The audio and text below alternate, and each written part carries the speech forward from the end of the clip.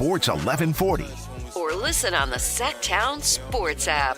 Oh, it's always a special time of the week. It's time for Stevie Johnson, 8-year NFL vet, former Bills, 49ers, Chargers receiver. And what was your guess this week, Kayla, as far as where Stevie was going to be? I was like, where in the world is Stevie Johnson? I didn't know. I was like, maybe he's back in the bowling alley. But no, you're surprising us again this week, Stevie.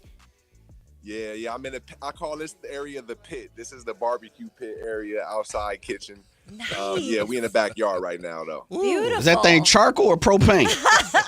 Yeah, it's both. It's that a boy? That a boy? I like the hybrids. We don't want to go too far on that one. Looks very nice, Stevie. Well, let's ask you about Phillip Rivers. Some say that the Phillip Rivers story is an example of how NFL teams are not doing a very good job of developing quarterbacks. What do you think of that notion?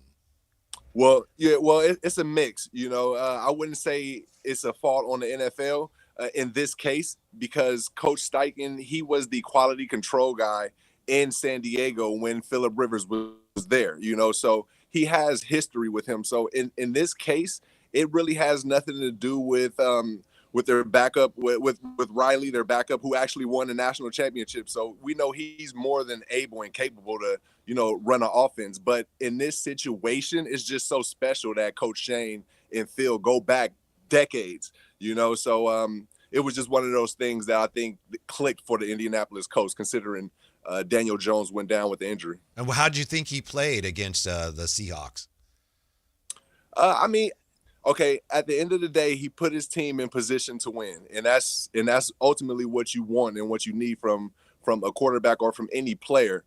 Considering Phillip is 44, he came out 5 years removed, 1 week of practice, and he put up 120 yards. He got a touchdown. He did throw for an interception. He didn't throw any bombs downfield. But at the end of the game, it was down to a field goal for the Seattle Seahawks to beat them. So, I feel like he did his job, and hats off to him. Stevie Johnson joining us today on The Drive, guys. We'll get to Niners in just a sec, but on the note of that quarterback discussion, kind of taking something off of it, it was just announced today that Tua Tagovailoa has been benched by the Dolphins. They're going to go with Quinn Ewers at quarterback for the rest of the season, it sounds like. So it does bring us to a point of what is going on, because I feel like teams are just grabbing and reaching for anything right now besides their starters, who a lot of them are getting benched. Yeah, well, the thing with Tua out there in Miami is it's been pretty interesting since he came out and was calling people out or saying things that he should have just kept in the locker room. So I feel like that shift should have happened weeks ago. Mm-hmm. It's just he's a talented player. And when you know the offense and you're comfortable with the offense, a coach isn't just going to throw anybody in there, so you're going to give your best option. And in Miami, Tua was still that best option. But at this point, you see the writing on the wall is clear now, that they're going to move on with either Ewers or they'll draft another guy, and then there'll be a quarterback battle going into next season. But we'll see Tua probably on another team next year. Mm-hmm. And one more quarterback question for you, Stevie. Aaron Rodgers, I can't figure out that team. Every time I start to think, well, Pittsburgh isn't that good. Here they are. They're in position now to win that division, which we all assumed would go to Baltimore. It's kind of an underdog story for Aaron Rodgers now. What have you made of the way he has helped that team? I know they're primarily a defensive team, but how about the job he's done putting them in position to possibly win that division? Again, I love it. Another OG, another guy 40 plus, and he's leading his team to situations where they can win and pull off these wins. It was kind of tricky watching the Pittsburgh Steelers because you watch them playing against the Buffalo Bills, and as up and down as the Buffalo Bills may seem, they're still a great team, and they went up against that team and looked very bad. And then they go up against a Cincinnati team, and they dominate them, and I think that's who they are. Really, they're a defensive-minded team with a manager at quarterback in Aaron Rodgers. And I think Aaron Rodgers is doing a great job at managing his team for the age that he is also, considering we was talking about Phillip Rivers. Game manager, that's what he is now. Game manager. Yeah. I know. Nobody likes that title, though. That's crazy. That's crazy. I but know. They all have to evolve into that. Right. Isn't that crazy, though? You say game manager, and, you usually get like negative feedback for people if they're not players or coaches or something. It's like the fans don't like to hear that necessarily. Yeah, but you're 'cause right. they know it's not showtime. Yeah, no deep passes, but we're managing the game. And that's the tricky thing with Josh. I watch the Bills a lot, obviously. And he's went from the highlight playmaker guy, and now he's evolving into a game manager. And you hear the banter on the media and the fans saying like, "Man, where's like let it rip," you know. But like, guys, we don't really need that right now. You know, you just need a manager like a Brady, how Peyton Manning ascended to. You know, every quarterback, every great turns into that. For $40 million, I'll be a game manager. Yeah, right? Me too. Come on now, for less. Yeah. Still joined by Stevie Johnson. Stevie, jumping over to the 49ers, they got the win over the Titans, and now they move forward. I'm not even going to ask you about no game that game. We'll talk about as they move forward here versus the Colts and the Bears. What's your thoughts as they get some of these guys coming back on the defensive side, especially defensive line, and how good or can they be good? They're average. They're game managers on defense. What's your outlook on the defense right now? Yeah, it's only beneficial for the 49ers. You know, they've been through the fire and they're still here with, well, I believe it's 10-4. That's the third best in the NFC right now, although they're sitting at right now with the 6th or 7th seed. But, you know, this team is playing great. And then you get these guys coming back on defense, and that's what you need in the NFC because you're going up against a MVP hopeful and who's that in the Rams? What's my guy? What's my guy in the Rams? The quarterback. Matt Stafford. Yeah, Matt Stafford. Yeah, he's going crazy. 35 touchdowns. And then the other quarterback out in Seattle, Sam Darnold. You know, if you apply pressure on those two guys, they can't do the greatness that they put out every Sunday. So with the defensive guys getting healthy, it's only a beneficial game for the 49ers. And we've seen how bad it turned out when they didn't apply pressure on the LA Rams. Matthew Stafford was running circles around them with counter plays, flats, then play action going over the top. It was too much to keep up with. So you got to apply pressure. And that's a good thing that these guys are coming back. Yeah, Stevie Johnson, we were talking yesterday to Matt Mayoko, who's covered the 49ers for years. He says right now, because of the issues defensively, the 49ers need Brock Purdy in the offense to kind of carry the defense a little bit. The more time the offense is on the field, of course, there's no pressure on the defense. Have you ever been on a team where your offense really had to kind of carry a defense that for whatever reason wasn't as good as they needed to be? Yeah. And, there's a point where me and Fitzpatrick and Fred Jackson, we was lighting it up, 20-plus points, 25-plus points a game, but our defense was kind of struggling to stop players. So, and then you got times where our offense is having a hard time. So that's why it's called a team. You feel me? And that's what's going on. The 49ers are finding that camaraderie with each other and understanding that, oh yeah, we need to sustain drives because our defense, you know what I mean, is a little off right now. So and that's the good thing about like the playoff time, because all those teams that go through the fire, now they're all meeting up. So that's what makes it so entertaining. And if you can win close games and make comebacks, that makes your chance at winning the Lombardi even better, because most of the Super Bowl games are either comebacks or somewhere where the defense had to make a stop, and that's how they got the win. So it's all shaping out to be a good one. I got to say a quick story that's speaking of that. The 2001 Ravens that had that great defense, and they had like Trent Dilfer. I was doing an interview once with Rod Woodson and with Shannon Sharp, and Shannon Sharp said that defense was so good. He said they would go to Rod and the rest of the guys on the defense, a great defense. And Shannon Sharp would ask them, how many points do you guys need us to score this week? And they'd say, can you give us 7? Jeez. And Shannon would be like, yeah, you got it. And the defense would make it stand up because that defense was that good that year. Well, and Dilfer was the quarterback, so they had to be, you know? Yes, I'll test that to the Houston Texans right now, Right. They had a tough time with their offense, but that defense with 2 defensive ends with 10-plus sacks, that's 20-plus sacks on one defensive line. I mean, that's legendary stuff right there. And that's symbolic to that 2001 Ravens team, like you said.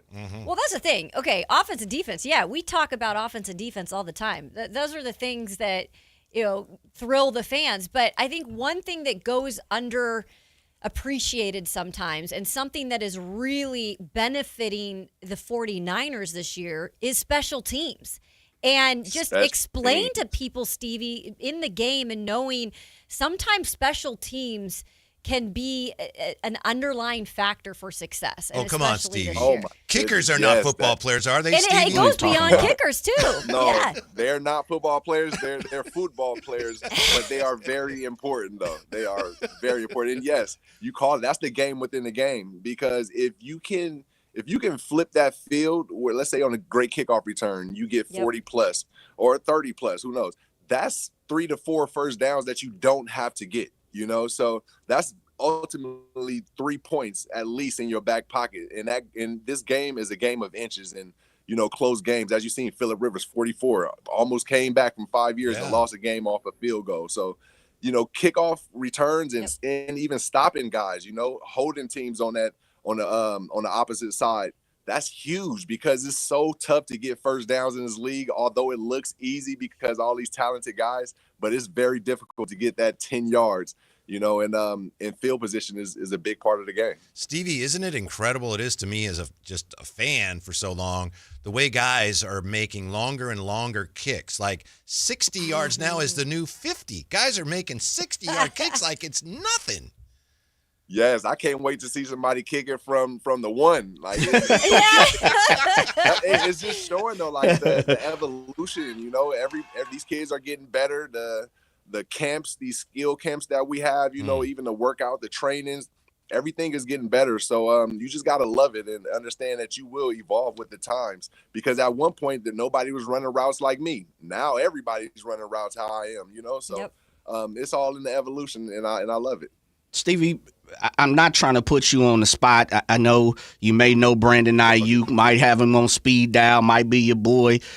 Just the situation that's happened with Brandon Ayuk right now. And, of course, he posted something on IG and people were crazy over it. But have you been a part of that? Have you been on a team that you've seen something like the Brandon Ayuk situation happen? Dang, you know what? No, this is the first I've seen where – but I understand what's going on in his mind, though. You got to think about this. He's been getting money for a long time now, and maybe is even direct deposit, so you don't even think or you don't see it, and that's where it's kind of blinded to him right now. Which I wish he would just woke up earlier. Mm-hmm. But he was comfortable in the sense where I know I'm getting paid. I can do whatever I want, really. Even if I stop playing now, I would be good because I had et cetera, et cetera. And yeah, that is true, but man, if only he could think about his legacy right now, and what he's got, even being there in San Francisco. He's probably upset that Ricky's getting a lot of attention. Jawan's probably getting a lot of attention because they're the new guys, and he's feeling entitled, and everybody naturally do, but when you don't have that veteran around to say, hey, look, this is kind of how the game go, you would turn into the mentor, et cetera, or you can find a way to be the mentor and stay. But the way he went about it is totally bad. And I feel like it's the surrounding, because it takes a village, honestly. We can only do so much as athletes, and I don't want to make no excuses for him. But there's there's cousins, there's people that's around him for sure that's just there. Mm-hmm. And I point at them as much as I point at Brandon for making these decisions and turning down his money just from being comfortable. Yeah. Let me ask you about wide receivers and blocking. And we know Brandon Ayuk has been a good blocker, and the 49ers receivers, that was a saying, no block, no rock. Mm-hmm. How important is blocking in that system, and what kind of blocker, honestly, was Stevie Johnson? Yeah, hey, I was a good blocker because I cared about my teammates, and that's the same thing with Ayuk. Like, Brandon Ayuk is not this villain that he's kind of portraying or that he's showing to be. He's just frustrated. He's lashing out in his own way, which is wrong. Because you see the type of blocker that he is. You see the type of player that he was before everything was just handed to him through the work that he put in. But he's sensitive, and I'm kind of off of the blocking thing and still on Ayuk. But yeah, like you gotta put your pride aside when it comes to blocking, and when it comes to these new guys coming in that's go eventually be the talk of the town or talk of the facility. You're not the hot toy all the time, and you got to just understand that. Wow. Stevie, one more for me in terms of the general football sense, because I just realized this is the first time we've had you on since Patrick Mahomes and Micah Parsons go down with ACL injuries. done for the year. I'm curious in your thoughts of that. And does this have anything to do with just adding on games? And I think we're going to probably see 18 here soon. Does that have anything to do with the wearing down of players? I don't believe it has anything to do with adding on games as much as it does with the coaches putting too much on them at practice. Throughout that week, I think it's too much pressure on, all right, it's track meet Friday, or it's track meet Thursday, or hey guys, you had your day off on Tuesday, now we back on Wednesday, it's time to work hard. I need you. Guys are in the NFL now, we're pros now, so it's the point where you got to teach them in the classroom and then go on the field and do like more so walk through 50% type thing and less of the full speed. And even in training camp, showing out and I got to go hard. Guys running too hard, you're running yourself out, and these things happen. Unfortunately, it happens even if you don't work too hard, considering the type of sport that we're playing. So I charge it to the practice mindset. Coaches got to change that practice mindset and let guys chill more and do work, as opposed to working at 100% or not even 90, 80% is too much for me. With this type that we're playing. Hey, Stevie, man, your boys, beside the 49ers, because you're part of the faithful as well, got a W against the Patriots, who I continuously keep saying I just don't believe in them yet, right? And I'm probably one of the few, or maybe I'm one of the many. What's the pulse on the Bills Mafia? How you guys feeling as you move forward, taking care of the Patriots and still having an opportunity to maybe jump up and grab that division? Yeah, it's funny that we just got finished talking about Mahomes, and unfortunately with that knee injury. Hey, Mahomes, holla at me, because you're not going to be doing too much. You just need a space creator, so I can we'll work out on the offseason. Like That's right. Politic, man. But as far as the Bills Mafia go, they feel like this season is wide open now that you're not going against a guy that knocked you out 4 years, in the playoffs. Joe Burrow knocked us out 1 year in the playoffs, and the Bills don't get to play neither of those guys. So they feel like this needs to be the year to go to the Super Bowl and meet our San Francisco 49ers in Santa Clara. And we finally get that 49er Buffalo Bill game that I've been calling out for 5 years already. What jersey you wearing, man? Hopefully this is that year. What jersey you wearing if that happens? Oh, I got to go with I think I'm going to go with the Buffalo Bill jersey. Since the Niners already got the Super Bowl, Bills never got a Super Bowl. You feel me? They drafted me first. You dig? I always got love for the Niners, but, I'm going to be going for the Mafia. I thought you was going to say Kentucky. It was like, stay out the way. You know what I mean? Whoa, That big blue. Hey, you sparked my mind. Next time I get asked that question, I'm going to run with that one. Oh, what are your thoughts tomorrow night? A big game that has ramifications for the 49ers, Rams and Seahawks tomorrow. How do you think that shapes up? Man, that's going to be a good one. That's the one I'm looking for after seeing the Niners dominate the Colts. And then when I go with the Rams, Seahawks, where's this game being played at? That's a good question. Seattle. It's in Seattle. Thank you. In Seattle? Yeah. I want Seattle to dominate the Rams because, it's a lot of hype for them. And momentum is a real thing. And a team like that with those threats on the outside in L.A., you don't want them to go into the playoffs with momentum like that. So I'm hoping the Seattle Seahawks get that win. And because I understand that if you apply pressure on Darnold, he's not nowhere near the same quarterback as Stafford is when you put pressure on Stafford. So I think it'll be an easier route if the Seahawks stop Matt Stafford for momentum purposes, but leaves it open for the Niners to beat the Seahawks. Stevie, it's interesting because as a player, I think a lot of times fans always ask, do you guys pay attention to the standings? Are you keeping up with who's beating who on a weekly basis? I know your job now is in the media, so that is your job to do that. But it sounds like you were kind of one of those guys, or maybe everybody is, that paid attention to the standings, looking around, especially as we get closer to the playoffs. Were you always entrenched in the standings? No, actually, I wasn't. I only have to do it now because I'm more in the media now. Right. It's kind of headache. It's a headache for me because as players, we can care less. Yeah. Really, it's like, dude, whoever makes it wherever. Yeah, I know we got to win anyway. Just like Buffalo Bills going up against the Browns now. You guys, the Niners went up against Tennessee. Sorry, Kay. They didn't look at them like, oh, it's whatever. We still got to dominate these guys, So it really doesn't matter who's in front of you. You just got to dominate the opponent. Stevie, I'm a Seahawks fan, actually. Oh, okay. Yeah, okay. I'm from Washington State, but I covered the Titans for 8 years, so I'm partial to, players that played for Tennessee. But I am a Seahawks fan. Understood. Okay, understood. But this is beautiful today. Right? I feel like this is a big game for you guys then. Yeah. How you feel about the Seahawks in the Rams? Yeah, I don't like Sam Darnold. That's what I'm saying. You put even a little bit of pressure on him, he's like panicking. You're exactly. And I saw it when I was doing some breakdowns. I was like, there's nobody even around him, and he's like already throwing the ball too far. And it was so many opportunities that he could have had. He just got to calm down and not be seeing ghosts. You're exactly Man, right. Come on, brother. Real fast, this will be our last time talking to Stevie before the holidays. Yeah, we're off next week. Yeah, okay. Yeah, we're off. Happy holidays. Yeah, no doubt. Anything special, anything dope you got jumping off, brother? You coming back up towards the Bay Area? What's the move?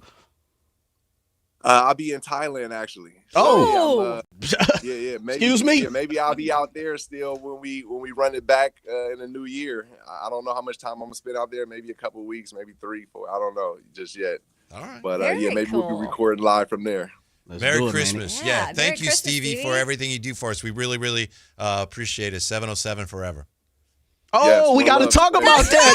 Hey, Vallejo, baby. That's Stevie, right. you ain't know why you from Vallejo. Fairgrounds. Yeah. No, Super Bowl. We go be there. Solano Fairgrounds. We go get it in, and the Niners, Bills go be there, and we're gonna have a good time. Speak it into existence. That's what I'm talking about. I look forward to that. Yeah. All right, Stevie. Thank you, brother. We appreciate it. Take care. So it's interesting when I asked him